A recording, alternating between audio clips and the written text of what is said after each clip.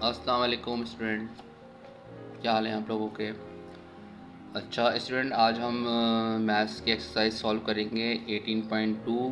Class 10 है ये, ठीक है। सीन बोर्ड की बुक है और हमारी ये सीरीज़ चल रही है अभी। 18.1 मैंने आपको करा दी थी और उससे पहले जो 17 चैप्टर था वो भी मैंने पूरा कराया हुआ है आपको। तो आप लोग उसमें से देखें और उसको प्रैक्टिस करें। आज हम 18.2 का क्वेश्चन नंबर 1 और 2 करेंगे, ठीक है। क्वेश्चन मैंने पहले से लिख लिए हैं ताकि टाइम वेस्ट ना हो। तो बाकी किस तरह होंगे, ये वेरिएशन का चैप्टर चल रहा है हमारा, ठीक है। तो किस तरह होंगे मैं आपको बताता हूँ, लेकिन हमने ये वाला वन और ये 2 करना है, ठीक है। आज 1 और 2 ये दोनों करेंगे हम। तो चले स्टार्ट करते हैं। क्वेश्चन मैंने पहले से लिखे हुए नज़र आ रहे होंगे आप लोगों को। देखिए क्वेश्चन में ये कह रहे हैं कि if y varies directly as x, अगर y का ताल्लुक x से डायरेक्टली है and y is equal to 10 और y की वैल्यू 10 है, वैन जबकि x इज इक्वल टू 3 नहीं, x की वैल्यू 3 है। तो फाइंड करना है आपको ये 3 कंडीशन। पहली कंडीशन है y in term of x, दूसरी कंडीशन है y when x is equal to 6, तीसरी कंडीशन है x when y is equal to 15, ठीक है। ये 3 कंडीशन है जो कि हम तीनों कर लेंगे तो हमारा एक सवाल बनेगा। फिर इसी तरह ही दूसरा सवाल है जो बिल्कुल 1 से मैच करेगा। बिल्कुल अगर आपने 1 को गौर से समझ लिया तो आप 2 खुद ब खुद कर सकते हैं, ठीक है, खुद कर सकते हैं। लेकिन चलें हम इसको पहले समझते हैं, फिर उसके बाद इसको 2 को करेंगे। तो देखें इसमें सबसे पहले आपने क्या करना है कि ये जो आपको दिया हुआ है ना, y varies directly as x, इसका मतलब है कि y का ताल्लुक जो है वो x से डायरेक्ट है। तो इसमें आपको दो तरह के ताल्लुक दिए जाएंगे, या तो डायरेक्ट देंगे या वो इन्वर्सली देंगे। तो यहाँ पे डायरेक्ट दिया हुआ है तो हम इसको उसके प्रोसेस से करेंगे, और अगर यहाँ पे लिखा हुआ इन्वर्सली, डायरेक्टली की जगह इन्वर्सली लिखा हो तो उसका तरीका थोड़ा चेंज होगा। तो चलें हम पहले डायरेक्टली वाला करते हैं।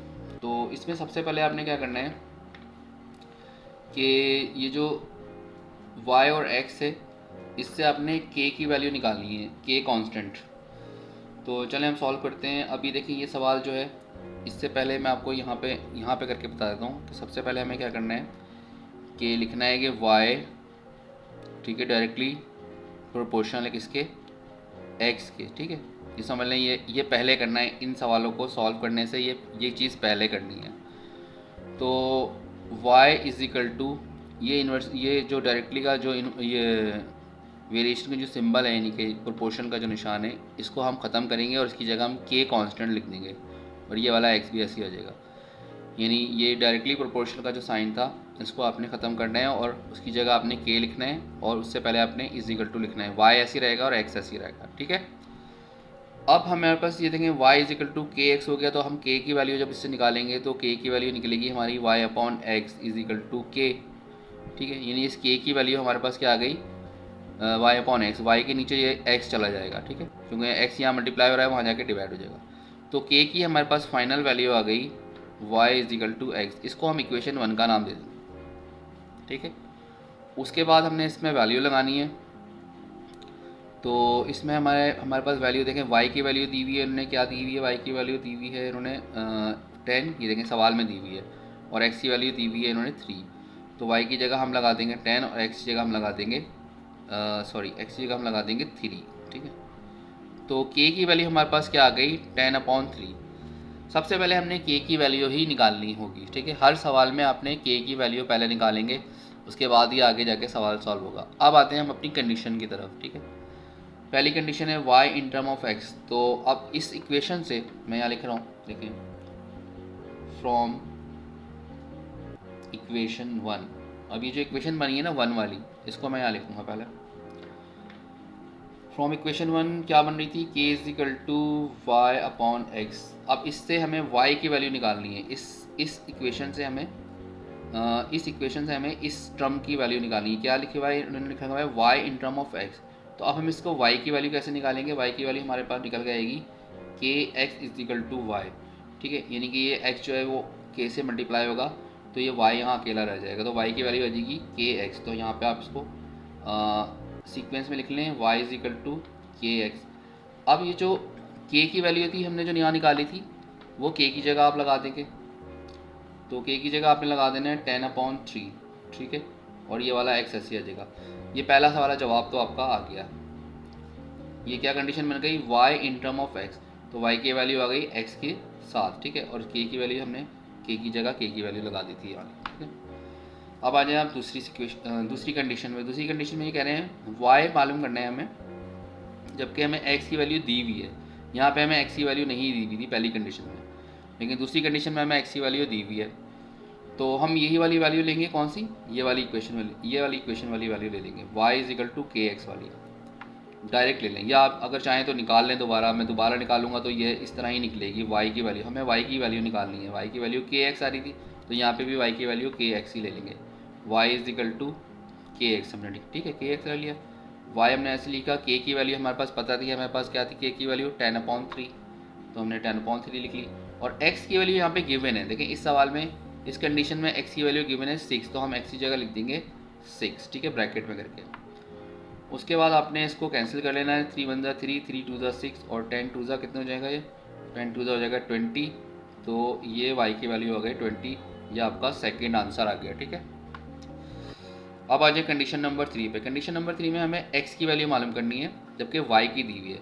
तो हमें x की वैल्यू निकालनी होगी इक्वेशन 1 से। हम लिखते हैं फ्रॉम इक्वेशन 1 हमने लिखी। इक्वेशन 1 हमारे पास क्या थी, देखें यहाँ मैंने निकाली हुई है, k is equal to y upon x, ठीक है। तो अब हमें यहाँ पे x की वैल्यू निकालनी है, तो हम x की वैल्यू इस इक्वेशन से कैसे बनाएंगे, तो हम x की वैल्यू इससे बनाएंगे क्रॉस मल्टीप्लाई करें पहले, यानी ये हो जाएगा k x is equal to y, फिर x की वैल्यू हमें मालूम करनी है, तो x is equal to y upon k हो जाएगा, ठीक है। अच्छा, अब आपने क्या करना है कि ये आ गई हमारी x की कंडीशन। अब आपने ये x मालूम करना था, y की वैल्यू हमें दी हुई थी, तो हम x ऐसे लिखेंगे, y की वैल्यू हमारे पास 15 थी, हम 15 लिख देंगे, और k की वैल्यू हमारे पास क्या थी, k की वैल्यू हमारे पास थी 10/3, तो 10/3 यहाँ लिख देंगे, ठीक है, नीचे। फिर थोड़ा सा आगे चलेगा ये, क्योंकि ये रेसिप्रोकल करना पड़ेगा इसको। x इज इक्वल टू 15 लिखने के बाद यहाँ डिवाइड का निशान लगा दें और 10/3 कर दें इसको, ठीक है, ये 10/3 है ना, तो यहाँ लिख दें, और इस वाली जो लाइन को आपने डिवाइड का निशान बना देना है। फिर ये डिवाइड का निशान चेंज हो जाएगा मल्टीप्लाई में, तो ये वाली वैल्यू रेसिप्रोकल हो जाएगी, 3/10 हो जाएगी, ठीक है।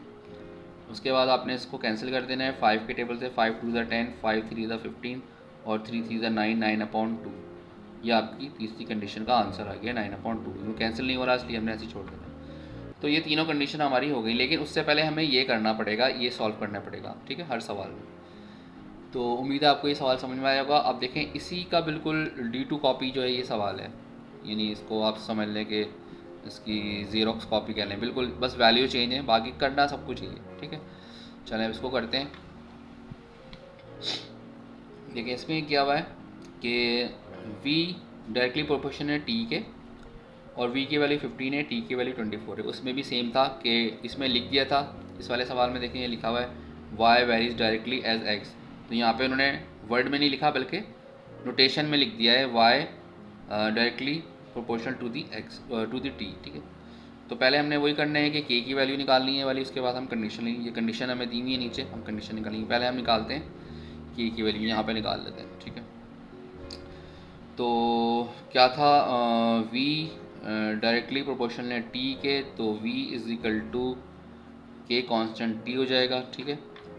तो k की वैल्यू बन जाएगी हमारे पास, k की वैल्यू बन गई हमारे पास v/t, ठीक है। इसको हम इक्वेशन 1 का नाम दे देंगे, इक्वेशन 1 का नाम k की वैल्यू हो गई। अब k की वैल्यू बनती क्या है, k की वैल्यू बनेगी आपकी, देखें v की वैल्यू आपको दी हुई है यहाँ पे 15, ये v की वैल्यू आ गई 15, और t की वैल्यू आ गई 24, ठीक है। इसको आप 3 के टेबल से कैंसिल कर दें, 3 5 द 15 और 3 8 द 24, तो ये 5/8 ये k की वैल्यू आ गई, ठीक है। ये आपने लाजमी निकालनी है k की वैल्यू, ताकि जब तक k की वैल्यू नहीं निकलेगी आपके सवाल में ये जो कंडीशन है ये सॉल्व नहीं होंगी। अब आ जाए कंडीशन की तरफ, ठीक है। तो कंडीशन नंबर 1 है आपकी कि equation connecting to v and x, ठीक है, उसमें भी ये था कि y in term of x, ठीक है, ये देखें y in term of x, ये भी वही बात है कि क्या है इसमें लिखा हुआ है connecting v to v and t लिखा हुआ है। तो हमने वैसे ही निकालना है, इनकी वी की वैल्यू निकालनी है। अब वी की वैल्यू आपने इक्वेशन 1 से निकालनी है। पहले आप इक्वेशन 1 ले लें, यहाँ लिखेंगे आप फ्रॉम इक्वेशन 1, फ्रॉम इक्वेशन 1 लिख लें। इक्वेशन 1 आपके पास थी k is equal to v upon t, ठीक है। इससे आपने इस v की वैल्यू निकालनी है, तो v की वैल्यू बनती है k t is equal to v बन जाएगा, क्योंकि टी वहाँ जाके मल्टीप्लाई हो जाएगा, तो v की वैल्यू आ गई के टी, ठीक है। अब आपने क्या करना है कि k की जगह k कांस्टेंट की वैल्यू लगा देनी है। k कांस्टेंट की वैल्यू आपकी निकली थी, देखें कितनी निकली थी, 5/8 निकली थी, ये देखें। तो यहाँ पे आपने 5/8 लिख देना है और ये t ऐसे लिख देना है। ये आपका पहला आंसर हो गया, ठीक है।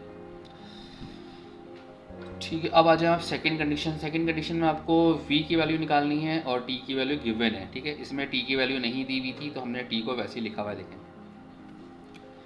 चलें यही निकाल लेते हैं, हमें v निकालना है। तो v की वैल्यू हमारे पास बन रही थी, v इज इक्वल टू बन रहा था हमारे पास के टी, तो k की वैल्यू हमारे पास थी 5/8 और t की वैल्यू हमें यहाँ गिवन है 30, ठीक है, ये वाली 30, ये 30 को ब्रैकेट में लिख देंगे।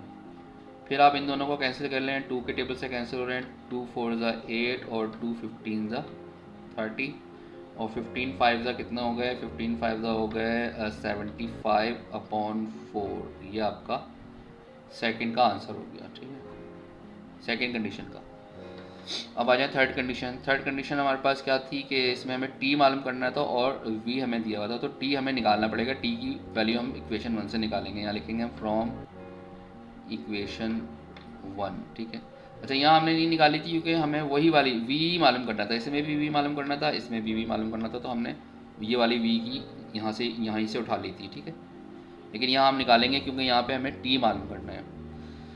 तो इक्वेशन 1 हमने लिखा है, इक्वेशन 1 हमारे पास था k is equal to v t, तो t की वैल्यू क्या बनेगी, t की वैल्यू बनेगी पहले तो k t is equal to v बन जाएगा, फिर t की वैल्यू बन जाएगी v/k, ठीक है। अच्छा, अब t की वैल्यू आ गई v/k, तो वैल्यू लगा दें आप, t is equal to v की वैल्यू हमें गिवन है 10, यहाँ से ले लेंगे, देखिए 10 दिया हुआ है हमें v की वैल्यू, और k की वैल्यू हमने शुरू में निकाल ली थी 5/8 हमने यहाँ लिख देना है। फिर एक लाइन आपकी थोड़ी और चलेगी, इसमें 10 डिवाइडेड बाय 5/8 कर दीजिएगा, और फिर लास्टली आपने 10 मल्टीप्लाई बाय 8/5 कर देना, नहीं इसको रेसिप्रोकल कर देना है और इस डिवाइड को मल्टीप्लाई में कन्वर्ट कर देना है। फिर आपने कैंसिल करना है, 5 1 5 5 2 10 और 2 8 हो जाएगा 16, यानी टी की वैल्यू आ गई 16। तो ये आपका थर्ड आंसर हो गया, ठीक है स्टूडेंट। उम्मीद है आप लोगों को समझ में आया होगा। ये 1 और 2 क्वेश्चन मैंने करा दिया है 18.2 का, तो अभी हमने स्टार्ट लिया है, इंशाल्लाह ये जल्दी ख़त्म करेंगे इसको। और अगर कोई प्रॉब्लम लगी हो या कोई चीज़ समझ में नहीं आई तो आप उसको डिस्कस कर सकते हैं, आप जब मैसेज कर दें और कमेंट में लिख दें तो मैं आपको और एक्सप्लेन कर दूँगा, ठीक है। तो वेट फॉर नेक्स्ट वीडियो, तब तक के लिए अल्लाह हाफ़िज़।